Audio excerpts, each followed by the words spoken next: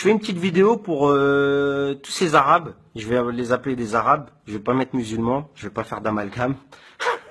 À tous ces Arabes là, vous savez, tous ces Arabes qui pendant 24 heures ils étaient terrés, ils fermaient leur gueule, ils osaient pas parler parce qu'ils savaient que la situation était tellement chaude qu'il fallait pas commencer à parler. Mais là, vu que c'est bon, ils ont dormi une nuit, deux nuits, ça commence à se calmer, tranquille.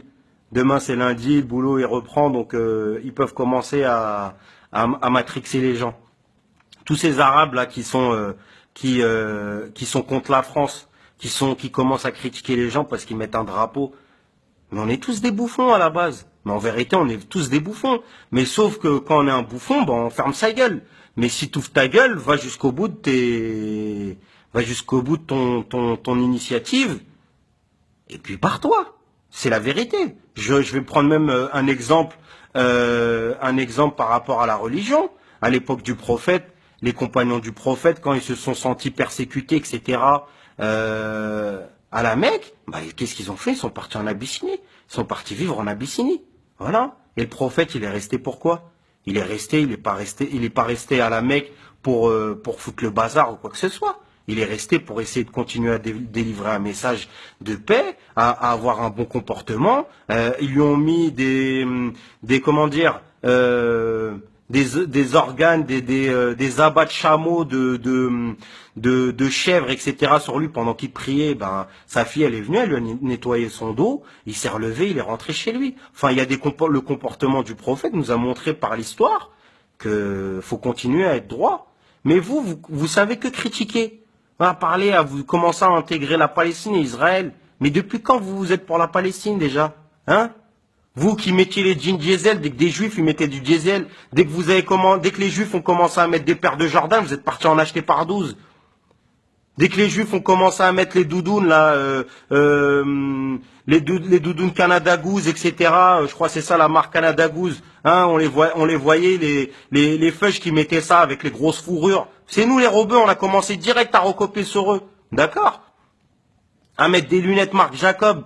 Marc Jacob, il est quoi? Il habite à Gaza, Marc Jacob. Marc Jacob, c'est quoi? C'est un feuge et vous mettez avec des lunettes. Donc moi, je pars du principe que si t'aimes les Jordan, t'aimes toutes ces choses-là que les feuges y font, ferme ta gueule. Voilà. Tu fermes ta gueule et tu marches. Tu suis la foule. Tu suis la foule de bouffons. Voilà. Parce qu'on est tous des bouffons. Mais si tu ouvres ta gueule et derrière, tu fais rien de carré, moi, je comprends pas. Moi, je comprends pas. T'es pas content, la France, le ceci, cela, mec, barre-toi au bled. Barre-toi au bled, hein, le bled où dès que t'es en voiture, les flics ils viennent, ils t'inventent des feux rouges cramés pour essayer de te gratter 200 ou 300 dirhams, alors que t'as rien fait du tout, tu peux même pas ouvrir ta gueule. Soit tu payes cash, soit ils viennent, ils t'enlèvent ta voiture à la fourrière. Encore à la limite, ici, quand t'as cramé, ils t'envoient la photo, etc.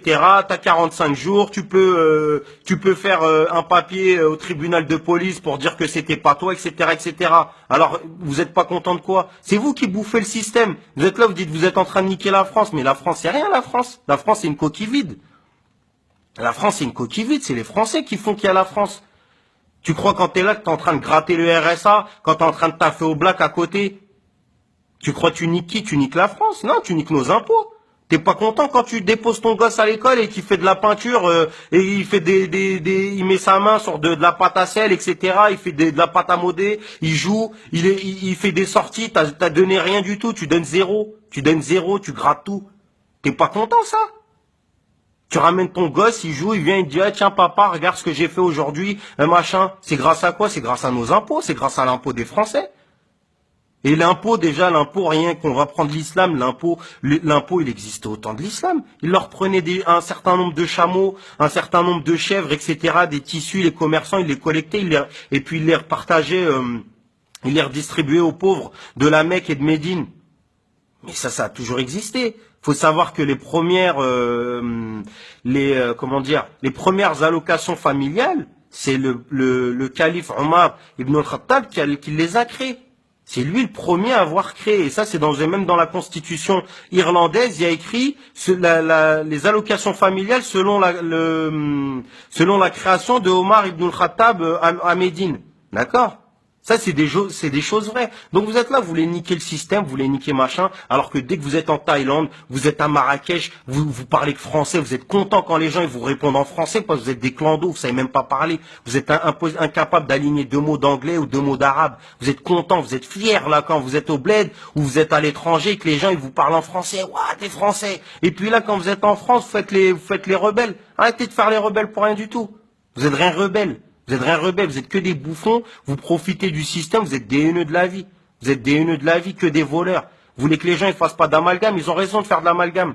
Qu'est-ce que vous faites? C'est à nous de nettoyer l'islam ici. C'est à nous de nettoyer l'islam, de donner des millions et des millions à des mosquées. Au final, le tapis, il a jamais changé. Il y a des mosquées, ça fait depuis 1980, ils collectent de l'oseille. Et la mosquée, elle a toujours pas bougé. Et tous ces conférenciers là, ils font des conférences, ils travaillent dans quoi ces gens-là? Le prophète encore c'était un éleveur de chèvres, etc. Les compagnons c'était des charpentiers, c'était des commerçants. Abou Bakr dire que c'était un commerçant, et ces personnes-là, on n'est rien à côté d'eux. Donc comment ça se fait qu'on accepte qu'il y a des conférenciers, ils ont jamais taffé de leur vie, ils arrivent à gratter des millions d'euros, des Nader Abou Anas, des mecs comme ça, ils sont là, ils grattent des millions d'euros pour faire des écoles, ils ont même pas de science. C'est ça, c'est bien sûr, ils ont raison de faire des amalgames. On n'est pas content qu'un Chel Goumi parle, mais Chel Goumi, moi, il me fait rigoler, on s'en fout, c'est marrant.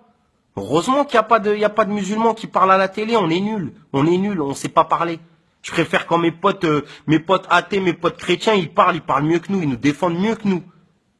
J'ai vu là depuis 2 jours comment les gens ils nous défendent sur Internet, c'est énorme. J'ai jamais vu ça de ma vie. Ils parlent mieux que nous, ils donnent même des versets du Coran.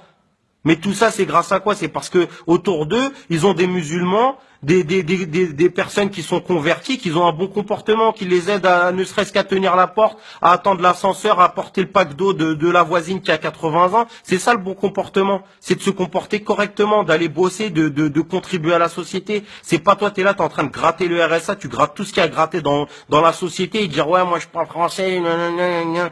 Tu crois quoi, les impôts, tu crois c'est quoi? Ça fait payer que les bombes pour bombarder la Syrie. Bah t'es pas content, bah mec, va rejoindre l'armée algérienne, va rejoindre l'armée marocaine, va faire ton service militaire, ils vont te défoncer ta race, tu vas voir. Tu vas vite courir en France. D'accord? À parler dans ton confort, là, dans ton 200 mètres carrés, t'as gratté grâce aux allocs, t'es là, on les voit aussi dans les reportages, ils sont là, ils ont les peu qui grattent des pavillons. Ils viennent, ils construisent 5-6 blocs et ils mettent dedans des sans-papiers, des Pakistanais. Ils leur disent combien de rembourse la CAF pour le loyer? 800 euros. Ben tiens, c'est 800 euros. Voilà. Ils leur font des boui-boui là de 5 mètres carrés. Ils les font payer 800 euros. Ils grattent des fois 10 000 euros par mois. Et eux-mêmes, ils sont au chômage aussi. Et ils grattent 10 000 euros sur la misère des gens. Voilà. C'est ça le comportement des arabo-musulmans d'aujourd'hui qu'il faut combattre, qu'il faut dénoncer. Ces gens-là, faut les balancer. Faut les balancer aux flics pour nettoyer. C'est comme ça qu'on nettoie l'islam. Et pas quand il y a Daesh. Qu'ils aillent se faire enculer, Daesh. C'est quoi ça, Daesh? Qu'est-ce qu'ils racontent? C'est là que c'est que des caïras de cité qui avaient rien à faire. Ils ont cru que c'était dans des jeux vidéo. Et le pire, hein, c'est que encore ceux qui pensent que ça, il y a encore de l'anti-musulman, etc.